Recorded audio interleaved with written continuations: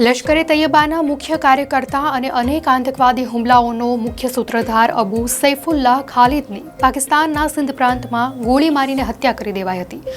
3 અજાણ્યા બંદૂકધારીઓએ તેના પર ગોળીબાર કર્યો હતો। આતંકવાદી ભારતમાં 3 હુમલામાં સામેલ હતો। 2006માં મહારાષ્ટ્રના નાગપુરમાં આરએસએસ મુખ્યાલય પર હુમલો કરવાના કાવતરામાંથી સામેલ હતો। તે અગાઉ 2001માં રામપુરમાં સીઆરપીએફ કેમ્પ પર હુમલામાં સામેલ હતો અને 2005માં બેંગલુરુમાં થયેલા હુમલામાં પણ તેનો હાથ હતો। સૈફુલ્લાહ ખાલિદની અંતિમ યાત્રામાં લશ્કરના ઘણા આતંકવાદીઓ હાજર હતા। તેના શરીરને પાકિસ્તાની ધ્વજમાં લપેટવામાં આવ્યું હતું। ત્યારબાદ લશ્કરના આતંકવાદીઓએ એક પછી એક નમાઝે જનાજા અદા કરી।